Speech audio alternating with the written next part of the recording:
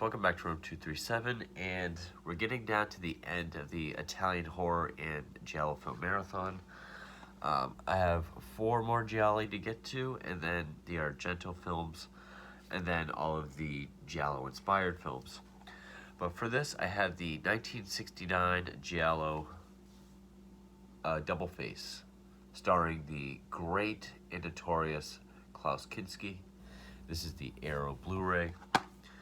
And I do like the cover it came with,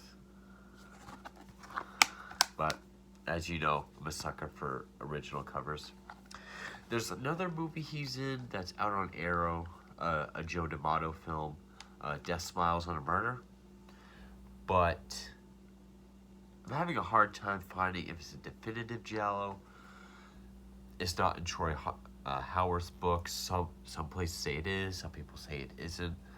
It was on my list to get, but if I find a definite answer, I'll definitely pick it up, but I haven't seen that one yet. According to Troy Howarth, the only 2 Gialli that Kinski was in is this and Slaughter Hotel, which I have reviewed. This is a lot better. But, and actually, 3 of the cast members, including Kinski, would all reunite for Slaughter Hotel. And I've actually seen this called, and this is the first time I've seen it called this, but a proto-Giallo, referring to anything before 1970, Pre-Argento, essentially. I don't really like that term because, you know, everything in the 60s after The Girl That Knew Too Much is a Giallo. I've always thought of it as 2 different eras or 2 different styles.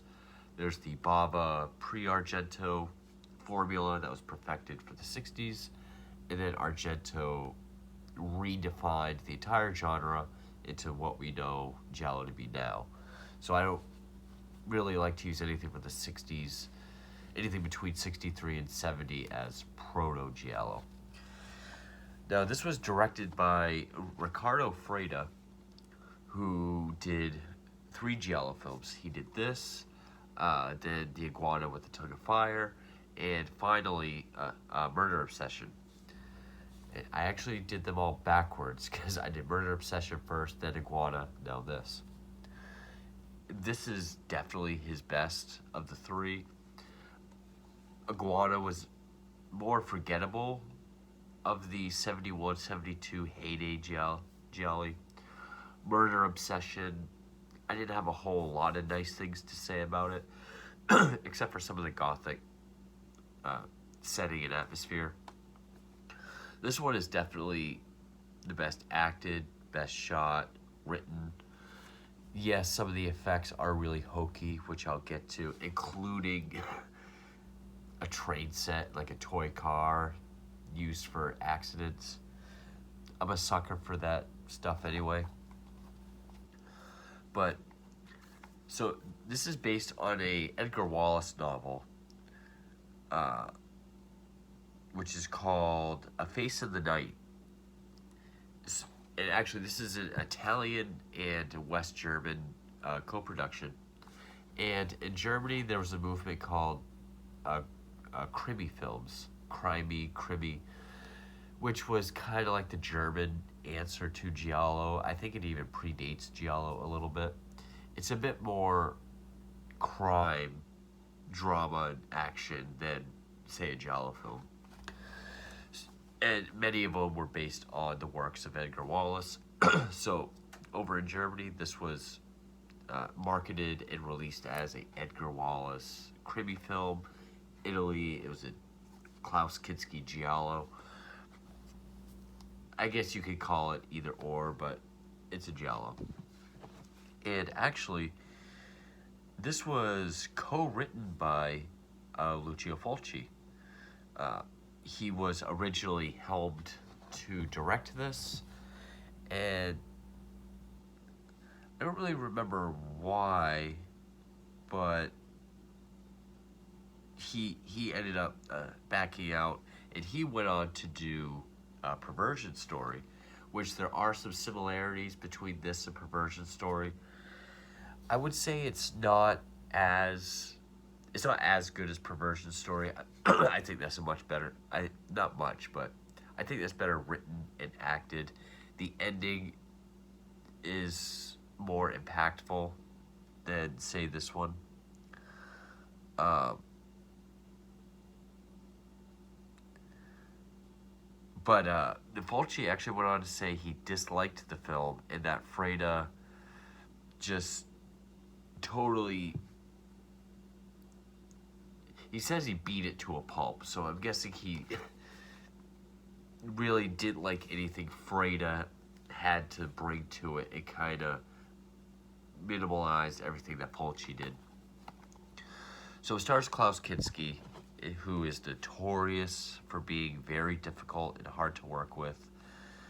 Also stars Christiane Kruger, Gunther Stoll, Annabella in Contrara. She's one of the ones that would go off to Slaughter Hotel. And I think Margaret Lee was the other one. But, yeah. And this also went by the titles of Puzzle of Horrors and Liz and Helen. Liz and Helen makes the most sense, even though it's not a very good title. Double Face implies a bit more of a Hitchcockian type title, and Puzzle of Horrors makes it sound more like a Amicus type film. So none of the titles really work. And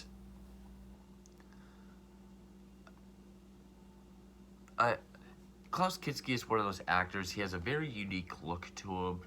It's very interesting to see him work, especially knowing how difficult he was on set with directors and crew members.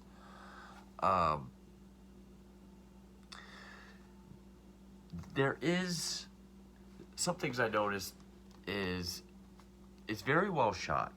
There's some very Bava-esque shots and lighting in this. There's a few scenes. The hippie warehouse party aside, because there's weird lighting in that already.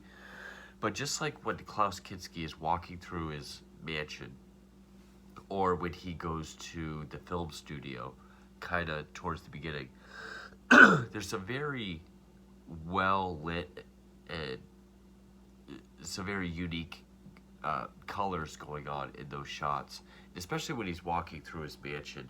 This like wide shot that kind of follows him around, so you really get to feel how big this room is.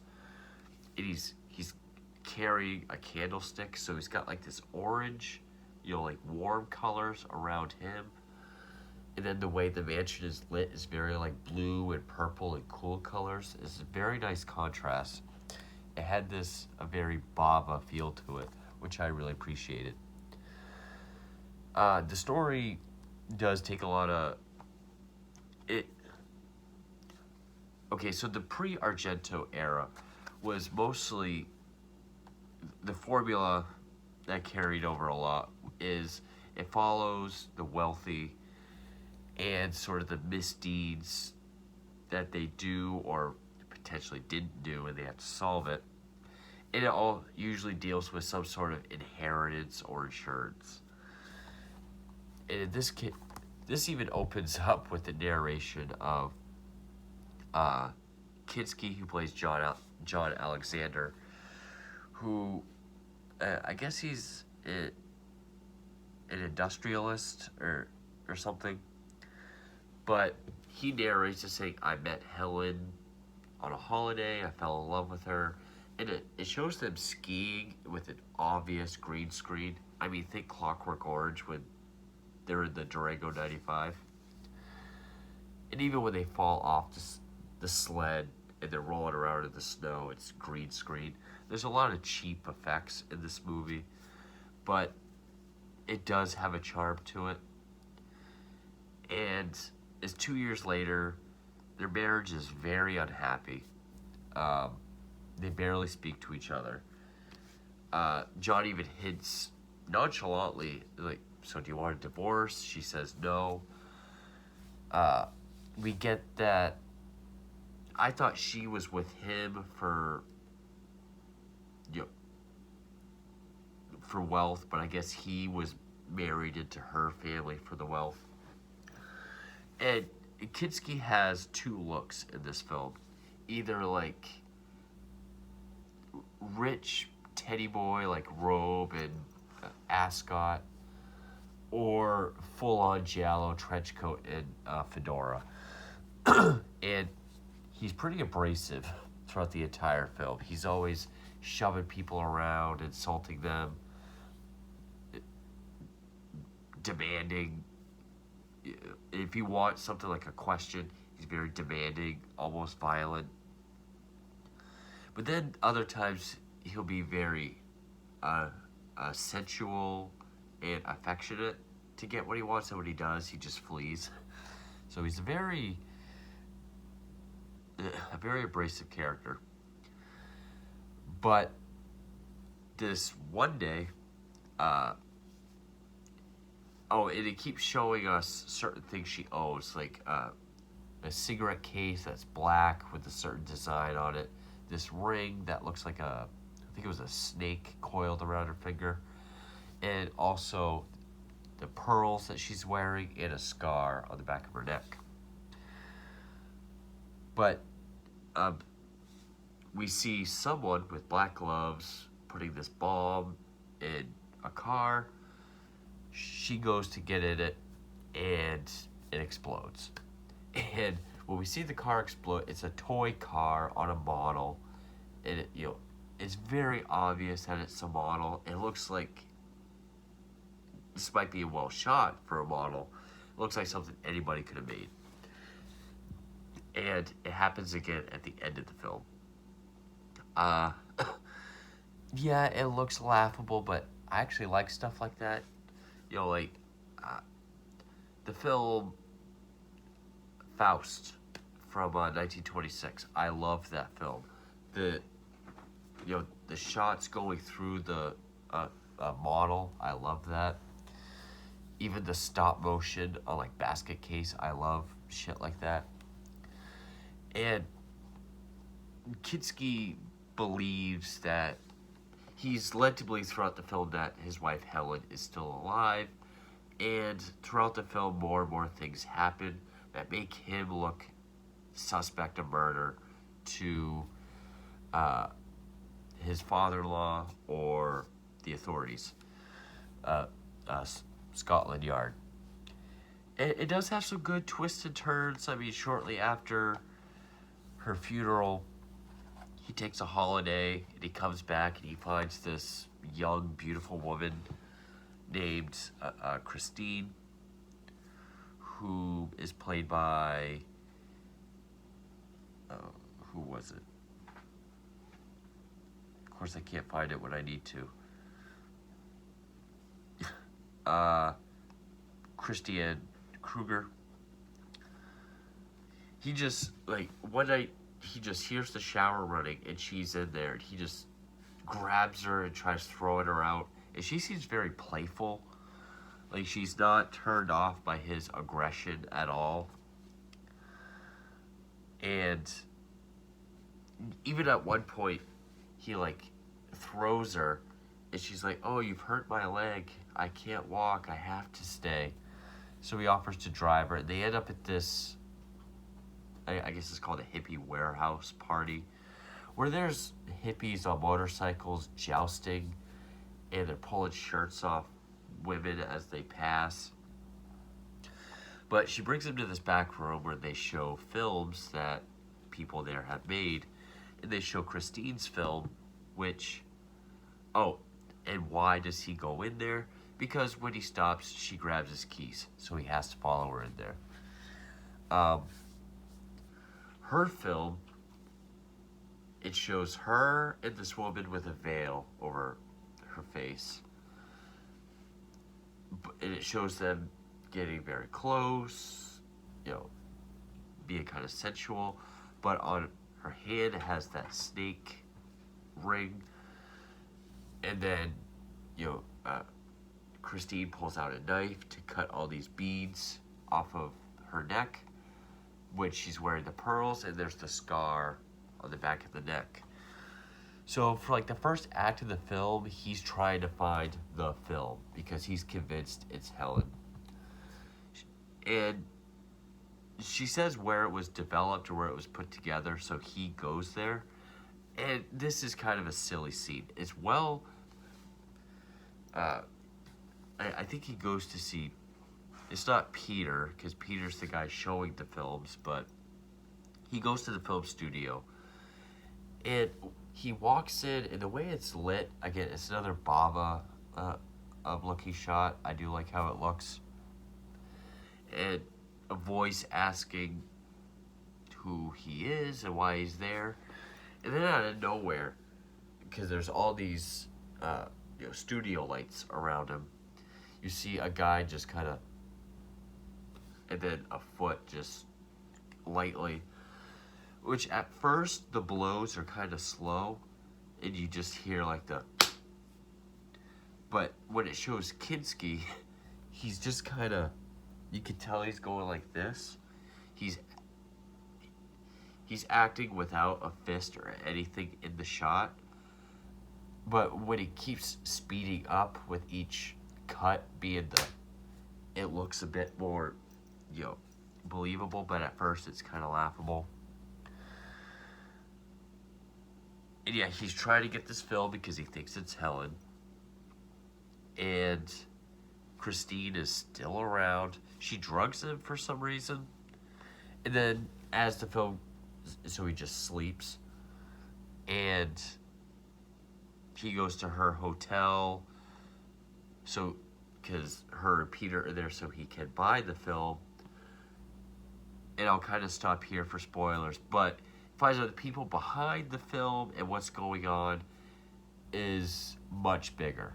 And there's some very dangerous people that he could potentially be pissing off and be getting too close to.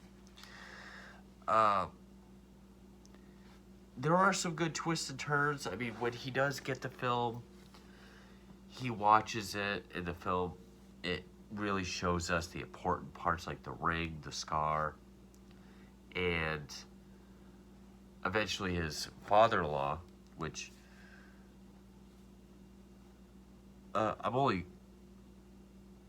his father-in-law, who's played by Sidney Chaplin, who was in Psycho Sisters.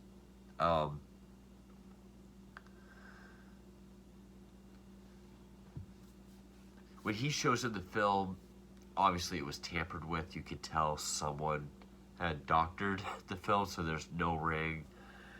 It's like zoomed in and cut so you can't see the scar. Pretty much, Kinski is appearing more insane and unstable to everyone around him.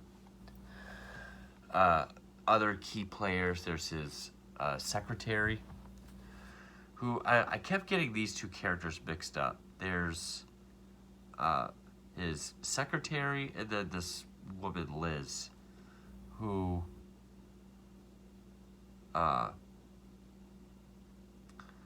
just want to read. I should have read this first, but I didn't. Oh, it's Liz is her lover, played by Annabella Incontrera. Because at the very beginning of the film, he sees they're in the bathroom together. One's in the bath and one is sitting on the side. Which I think is what you get this scene from, when he's just standing by the door. And that's part of the unhappiness, is that she has this lover. He's aware of it. So there's Liz, and then there's his secretary, who I just got done watching it. Is it Alice? Yeah, I think it was Alice. But all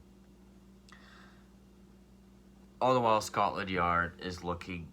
First, they deem it an accident, but throughout Kinski's behavior, they decide to reopen it. And Kinski is trying to prove to his father-in-law that Helen is still alive. eventually Christine kind of helps out a little bit. It seems like she's going to play a major role in the film, but then she kind of goes away. The reveal, I like I like how it came about because I wasn't expecting this, and then the way they really revealed it, uh, which I'll get to in spoilers, obviously. I thought, that was a nice way to do it because it's very fast. But yeah, if you like Perversion Story, definitely give this a look. Or if you like Klaus Kinski, because he does do a good job with this. Um, there's, he mostly has one note, just sort of the angry or like inquisitive Klaus Kinski. But when he actually gets to be kind of dramatic, he does do a good job. I would say not nearly as good as Perversion Story, but it has potential. I think if Fulci had stuck with it, I think we could have had something as good but very similar to Perversion Story. But I'm gonna get into spoilers, so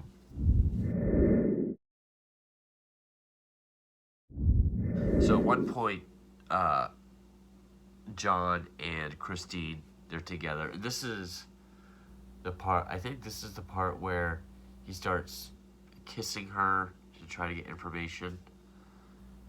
Uh, no, that was earlier. But eventually, he starts to. He really wants to know who the woman in the film is. He wants to know her name. It's this mysterious woman, only known as the Countess. I guess because she had better treatment on the set. And, we see that every time he goes to talk to someone important, John does, there's these other guys close behind him watching. Which at first I thought it was the film people, but it was the inspectors.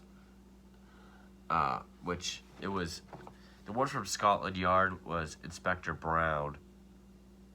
Oh, Brown's the father-in-law. I'm very tired. It's Friday. Had a long week. Detective Gordon, who he was also the set and production designer of this film. And he was also with The Psychic, Luciano Spinoni. And then there was Stevens.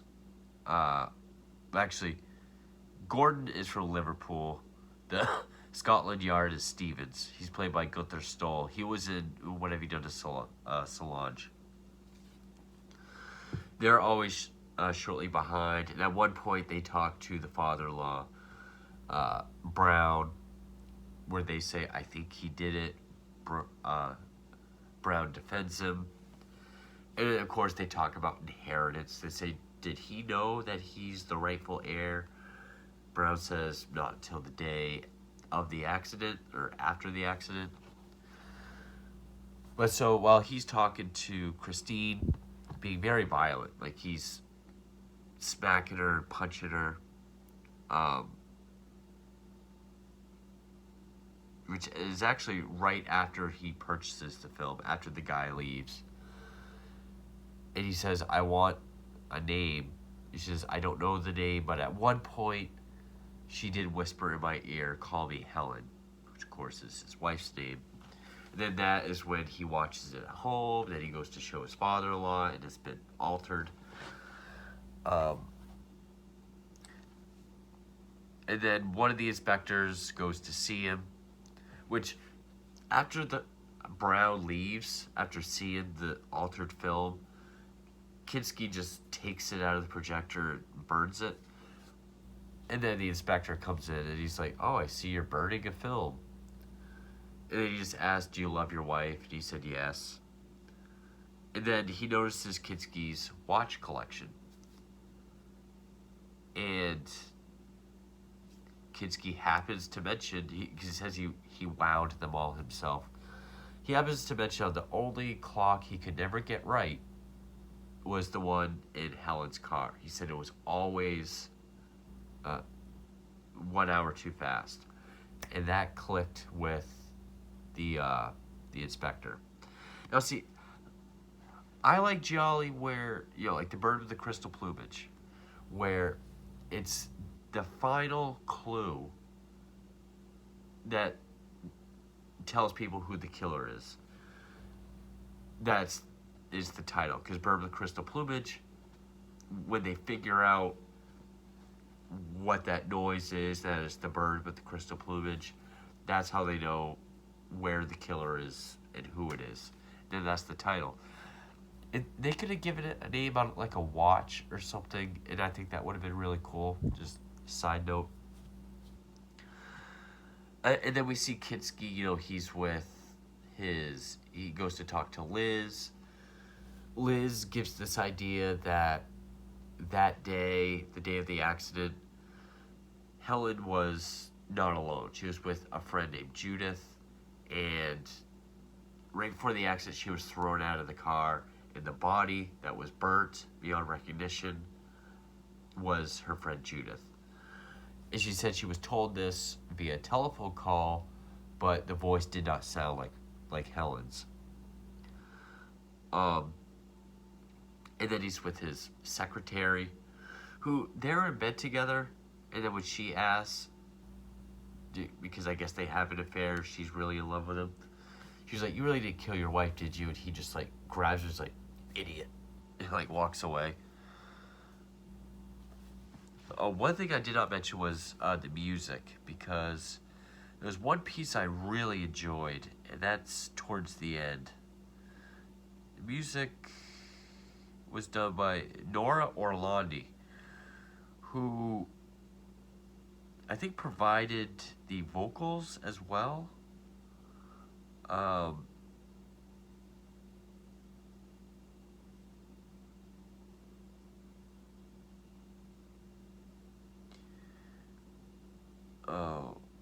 This website always talks about the music, but yeah, there's a part where he's waiting for someone in a bar, and it starts off very soft and it just keeps building up. It's a great piece of music. Also, there's a German song at the very end during the credits that I kind of like. But and while he's at the bar, he hears something that someone's waiting at the cathedral. So he goes out to the cathedral, and he finds the woman with the veil, and he's sure it's Helen, or he's I think he says, "You're not Helen, Helen's dead." He's able to grab her, he rips the veil off, and she's, again, cheap effects, but, she's all cropsy. It kind of looks like Cropsy, but more like a pullover mask, because it is. And she says, but I do like how it's kind of obscured, other than the veil. Like, she kind of holds Klinsky at bay a little bit. And then when it's shot from the side, like, her hair's kind of in the way. I'm glad they didn't fully show it, because it's not that great looking. And she says, "Oh, it scarred my face, but also messed my voice up," which is why she didn't sound like Liz, or why she didn't sound like herself to Liz. And then, just when Kinski, good acting, this is another good acting portion by him. Just when he's about to believe it, he grabs her face and he rips the mask off. It was a pullover mask, and it's Liz. Liz was behind it the whole time. And just as he's about to strangle her, that's when the inspectors and Brown come in. Because Brown eventually does admit, okay, I think he's going crazy. I think he did kill his wife. And so then, this was the part I liked, where, the inspector says, "If we hadn't been here, you would have killed her. And just like you killed your wife." And he says, "No, I killed my wife And then just when the inspector takes out the handcuffs, and it's good at building that tension because we as an audience, I think we are supposed to believe that Kinski did not do it the entire time. Obviously, because that is what happened. But it's a pre-Argento Giallo. It could have been Kinski the whole time. But still, we were led to believe this whole time that he was innocent. So we think he's going to get cuffed, but then the cuffs go on Brown. And it was like a quick, like we hear the clicking sound, and it pans up to Brown's face. What gave it away was the whole time Brown had maintained that the accident was at 5 o'clock. They found the clock in the car said 6 o'clock. So when Kinski said her clock was always an hour fast, that pretty much, cleared him. It made him think only the true killer would know what time she was killed. And so he and Liz were in on it together because if Kinski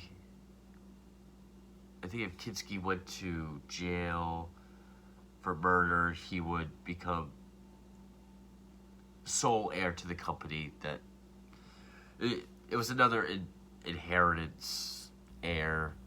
Kind of many of the Gialli from this era dealt with that inheritance or insurance.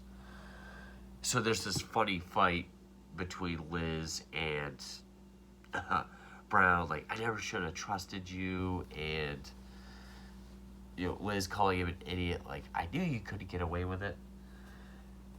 And they did frisk him before they cuffed him, so he pulls out a gun and runs off. And then he gets in his car, there's a chase. This is actually cheesier than the accident on a model, being shot with a model. It's sped up, so it almost looks like a silent film, like the car chase. I'm going like this because it's a windy road, to show how the film is sped up. And he goes over, Kinski's chasing him, and he goes over these train tracks, and a train hits him. And when the train hits, you can tell it's an obvious train set. But again, it has charm to it. And, it ends with the inspector telling Kinski, he did you a favor, because if you had caught up to him, you would have killed him. Pretty much telling him, everything was done for you, and you're a free man. And then it ends. And actually, the opening shot is the burning car that Brown is in at the very end. So it's kind of like a full circle. So yeah, it's similar to Perversion Story, not nearly as good. It has a lot of potential. I mean, Kinski's very good in it. It does have good twists and turns.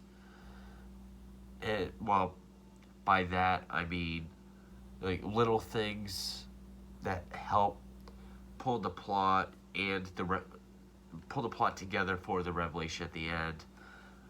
Okay, the idea that he's really good with clocks, but he could never figure out the one in her car, and that he just mentions this. So that's what gives the inspector the idea that, okay, he must not be the killer. But I don't think it quite lived up to its potential. It's definitely probably the best of the three Gialli by Riccardo Freda. There was something else I was going to say. God, I really should do these when I'm this tired. But, I still thought it was decent. The guy that played Brown, the set designer, Luciano Spadoni, did a great job. I mean, I really like the inside of the mansion. Again, there's some shots that are very Bava-esque with, just the way it's shot, the lighting and the color composition. like when he's walking through his mansion, he's got the candle, is very yellow and orange on him, but very blue and purple elsewhere. Uh, I I actually did think it was going to be Helen faked her death, and um, so technically, I guess because this is I think my 83rd Giallo review. I'm not sure how many I've done from this era, but you kind of come to expect that. So it's actually kind of a good twist that no, Helen's dead the whole time. It's just other people. And for and also for this era, it wasn't out of the ordinary to not really have this continuous like murder mystery where there's more than one victim, but they're trying to solve what happened to this one victim in the beginning, which I think those two have to work harder to maintain interest. And I was interested in this one throughout. It does move at a good pace. I mean, it's only 91 minutes, but I thought it was well paced. So yeah, that is Ricardo Freda's first Giallo, Double Face, 1969. I have 4 more Gialli to get to, and then I think 4 Argento Gialli and two non-Giallo Argento films to get to. And then that's it for the Italian films. And then I'll do the modern neo-Giallo sort of homage or tribute films like Strange Color Your Body's Tears, which is supposed to be super stylish. But yeah, this 4-month-long marathon is coming to an end. And I apologize for how I sound and that this might have not been super informative.